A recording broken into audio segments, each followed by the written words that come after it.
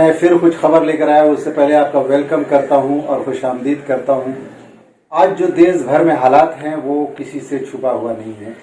जैसा कि आप देख रहे हैं पिछले कई दिनों से एक बहुत लाइमलाइट, एक हाईलाइट न्यूज़ है बेसिकली हमारे देश हिंदुस्तान की। और इस देश में सबसे बड़ा मसला जो अभी आ रहा है वो है किसान भाइयों की जो बिल्स आए हैं, बिल्स जो लागू हुए हैं कुछ जगहों पे और जगहों पे होना है, उस सिलसिले में बहुत ज़्यादा एग्रेसिव हैं किसान भाई, क्योंकि उनके मुताबिक जो बिल्स आई है उनके हित में नहीं है। तो गवर्नमेंट को देखना होगा कि उनके हित में क्या हो सकता है, वो करना चाहिए। क्योंकि इतना ठंड का मौसम दिल्ली में है और पूरे दिल्ली में आप कह सकते हैं कि 4 कोने पे बॉर्डर है। तो उस बॉर्डर पे पूरे किसान भाई हमारे राजस्थान से, हरियाणा से, पंजाब से, ख़ास तौर से मेन एक्टिविटी शुरू हुई पंजाब से, क्योंकि पंजाब में बहुत ज़्यादा लोग खेती पर निर्भर हैं। और पंजाब के साथ हरियाणा, राजस्थान ये तो कनेक्टेड है, आसपास का स्टेट है। इवन उसके बाद बिहार और झारखंड, वेस्ट बंगाल, मध्य प्रदेश, इन सब जगह पे यहाँ पे इन स्टेट्स में खेती बहुत ज़्यादा होती है। और खेती पर मोस्टली लोग 80-90% आप कह सकते हैं अप्रॉक्सीमेटली डिपेंड है। तो उनको एक बहुत बड़ा झटके के तौर पे है, क्योंकि ये जो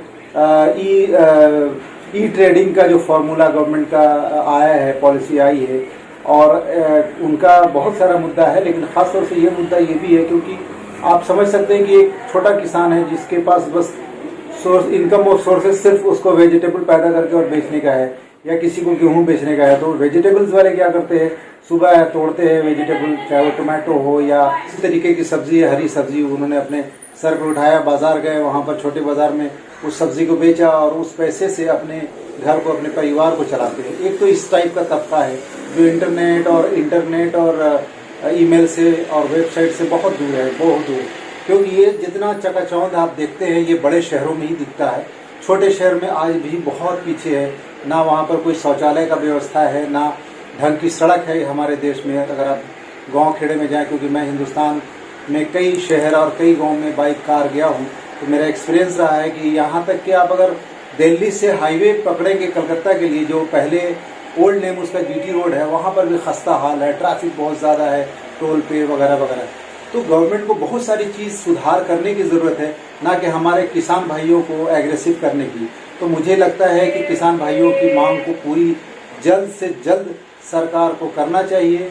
इससे हमारी अर्थव्यवस्था पर, जीडीपी पर बहुत बड़ा झटका लग रहा है, क्योंकि एक मार्केट, एक बाज़ार, एक सोशल एक्टिविटी कहीं पर फ्रीज हो गई है।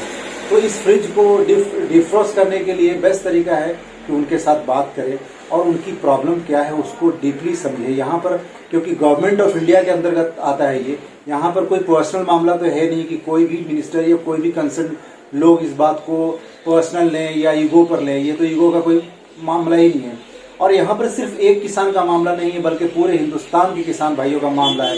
यहाँ पर कोई हिंदू, मुस्लिम, सिख, ईसाई नहीं हो रहा है दोस्तों। यहाँ पर उन अन्नदाता की बात हो रही है जिन्होंने अन्न पैदा करके पूरे देश को और विदेश को भेजते हैं अनाज।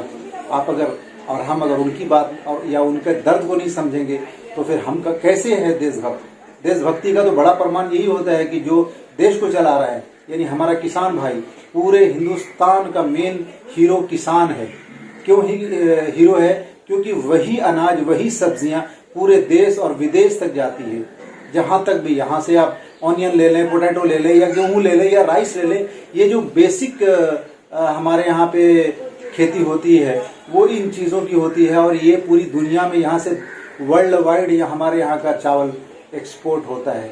और हमारे देश का हर बच्चा, चाहे वो बहुत बहुत बड़ा बिजनेस टाइकून्स भी है, तो वो सोना और चांदी तो नहीं खाएगा ना, या वो करेंसी को तो नहीं खाएगा ना, वो भी अनाज का ही बना हुआ कुछ स्टफ खाएगा, चाहे वो दाल चावल खाए।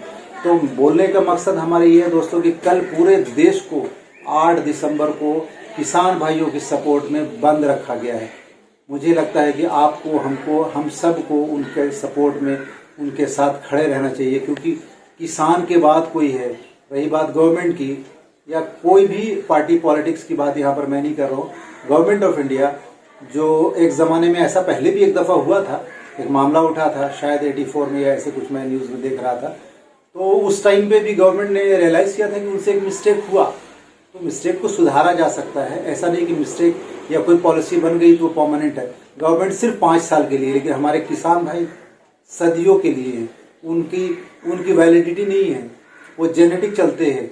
जैसे मेरे ग्रैंडफादर ने ज़मींदार होंगे या खेती करते होंगे तो फादर कर रहे हैं, फिर मैं कर रहा हूँ, मेरा बेटा, उसका बेटा, ऐसे जनरेशन चलता है।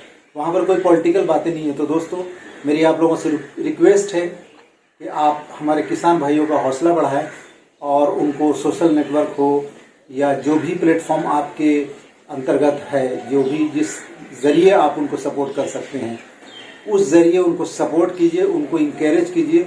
और गवर्नमेंट ऑफ इंडिया से हमारी सबलाइन न्यूज़ की पूरी टीम और हमारे व्यूवर्स की तरफ से भी मैं रिक्वेस्ट करना चाहता हूं कि उनकी बात को सुने, उनके प्रॉब्लम को सॉल्व करें। क्योंकि अगर वो सॉल्व नहीं करेंगे तो दूसरे कंट्री वाले तो नहीं कर सकते ना। गवर्नमेंट हम बनाते हैं ना, वो किसान भाइयों ने वोट दे के गवर्नमेंट बनाई है ना, तो उनकी बात तो सुननी ही चाहिए। और अगर नाजायज़ डिमांड उनका है तो अलग बात है, ये तो उनका जायज़ बेसिक डिमांड है। तो प्लीज़ आप लोग उनके सपोर्ट में उनको इंकरेज करें और गवर्नमेंट को अपने अपने तरीके से रिक्वेस्ट करें और हमारे साथ बने रहें। हमारे चैनल को अगर आप पहली बार देख रहे हैं तो सब्सक्राइब करना बिल्कुल ना भूलें दोस्तों, और अपने ग्रुप में ज़्यादा से ज़्यादा शेयर करें। Thank you for watching, bye.